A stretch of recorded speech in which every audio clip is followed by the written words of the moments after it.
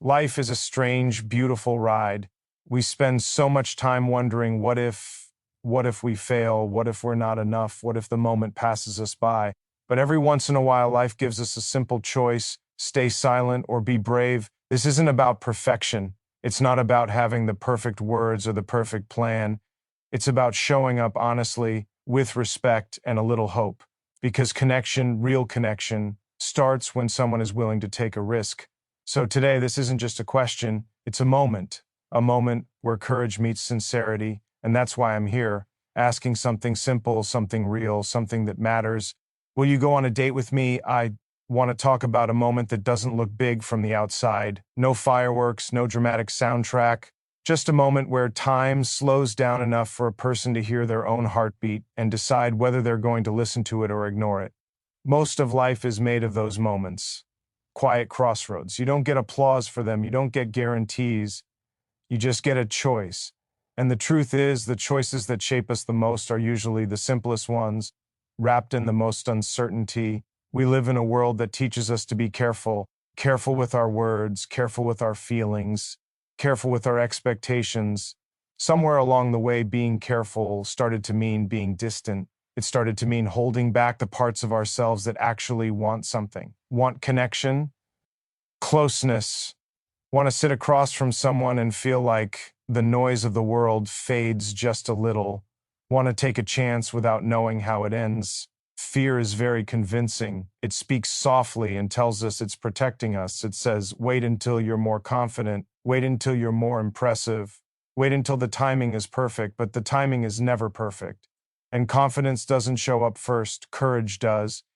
Confidence follows later, after you've already stepped forward and survived the moment you were afraid of. I've learned that the bravest thing a person can do isn't fighting or shouting or proving anything. The bravest thing is being honest about how you feel, especially when there's something to lose, especially when the answer might not be what you hope for. Because that's real risk. That's vulnerability. And vulnerability isn't weakness, it's the most human thing we have. We walk past each other every day carrying invisible stories, hopes we don't talk about, questions we rehearse in our minds but never say out loud. We tell ourselves stories too, stories about why now isn't the right time, why we should stay silent, why it's safer to keep things exactly as they are, but staying the same can be its own kind of loss. Sometimes not asking is the loudest regret. There's something powerful about choosing presence, about saying, I'm here, this matters to me. Presence means you're not hiding behind irony or distance or pretending you don't care. It means you're willing to be seen as you are, not as a polished version of yourself, not as someone with all the answers, just someone who feels something real. Love doesn't always arrive as a grand declaration. Sometimes it shows up quietly as curiosity, as respect, as the simple desire to know someone better, to share a meal, a conversation, a laugh that surprises you. Love can begin with a question that doesn't demand anything, that doesn't pressure or control, but simply opens a door and waits. I think we forget how meaningful it is to ask instead of assume, to invite instead of expect. Asking is an act of humility. It acknowledges the other person's freedom. It says you get to choose. And that matters because real connection can't be forced. It can only be offered. There's a kind of beauty in not knowing what comes next, in allowing space for possibility. When you ask someone to share time with you, you're not promising a future, you're not writing a script. You're just saying that this moment right now feels worth exploring, that the person standing in front of you isn't background noise in your life, but someone you see. I've noticed that the moments we remember aren't always the ones that went perfectly. They're the ones where we were honest, where we spoke even though our voice shook a little, where we didn't hide behind coolness or indifference, where we showed respect by being direct. There's a quiet dignity in that. Sometimes people think romance has to be flashy to be meaningful, but I think romance lives in sincerity, in the pause before a question, in the way you listen to the answer, in accepting whatever comes with grace. Romance is about attention, about choosing to be fully present with another person, even briefly. Asking someone out isn't about proving worth. You don't audition for connection. You don't sell yourself. You simply show up as a person who is interested, who is open, who is willing to take a step forward without knowing the outcome. That's enough. It's always been enough. We spend so much energy trying to protect ourselves from rejection that we forget rejection isn't the opposite of connection. Avoidance is. Rejection still means you were real. It means you showed up, and showing up changes you. It teaches you that you can survive discomfort, that you can respect another person's answer and still respect yourself. There's also something deeply respectful about asking clearly, no games, no vague hints, no hiding behind jokes. Just clarity. Clarity says, I value your time. It says, I trust you with the truth. It says, I'm not trying to manipulate a moment. I'm inviting one. Love doesn't need to be loud to be strong. It can be gentle, it can be steady, it can be as simple as wanting to sit across from someone and learn who they are beyond the surface, beyond the roles they play for the world, beyond the small talk. That desire to know and be known is where everything meaningful starts. I think a lot of us are waiting for permission to be human, permission to care, permission to ask for something that isn't guaranteed. But permission doesn't come from the outside. It comes from deciding that your feelings are worth acknowledging, even if they're inconvenient, even if they're risky. There's a quiet confidence in saying what you mean without demanding anything in return, in offering interest without expectation. That kind of confidence doesn't come from ego. It comes from respect. Respect for yourself and respect for the other person's autonomy. Time is the one thing we never get back, and sharing time is one of the most meaningful gifts we can offer. Asking someone to spend time with you isn't trivial. It's saying, out of all the directions my life could move, I'd like to pause and see where this moment goes with you. We complicate things because we're afraid of simplicity. A simple question feels exposed. It leaves no room to hide. But simplicity is honest, and honesty has a weight to it. It lands differently. It stays.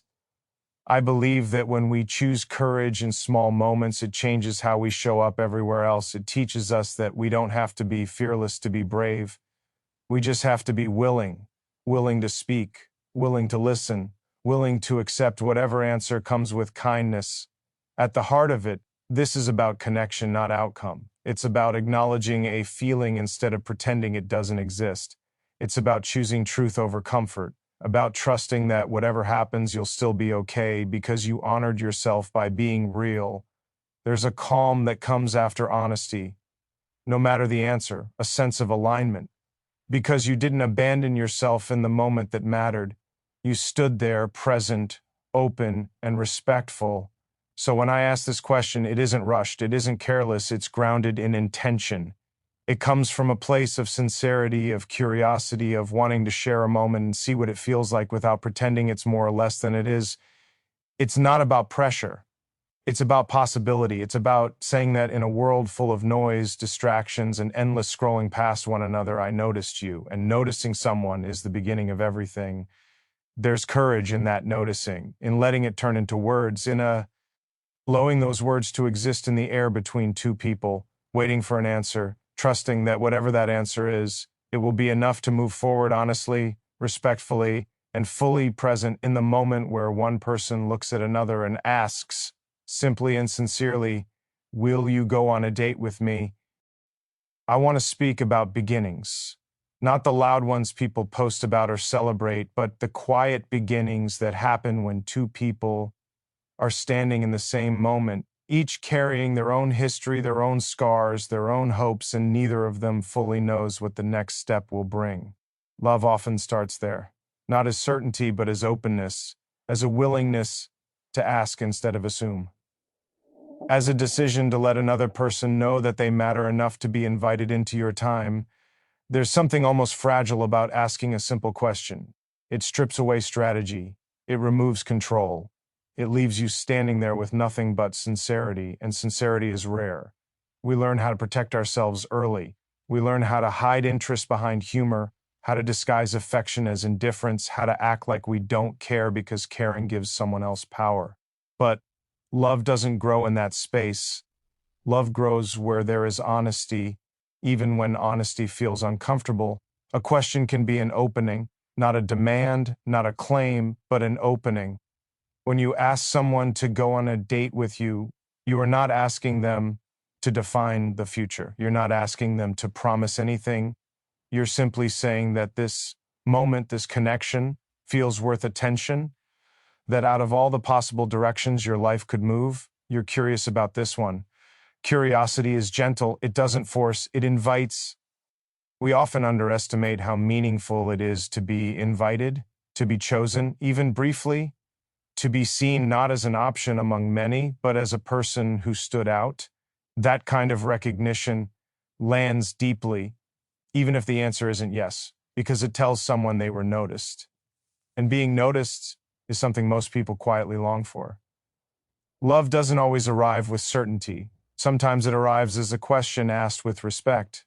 Respect is what makes the question safe. Respect says that the other person's feelings matter just as much as your own, that their answer, whatever it is, will be honored, that you're not trying to convince or persuade, but simply to express something real and let it be received freely.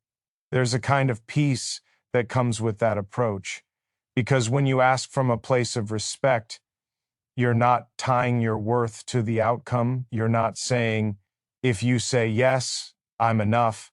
If you say no, I'm not. You're saying, this is how I feel, and I trust myself enough to say it. That trust is grounding. It steadies you. So many people wait for a feeling to disappear instead of giving it a voice.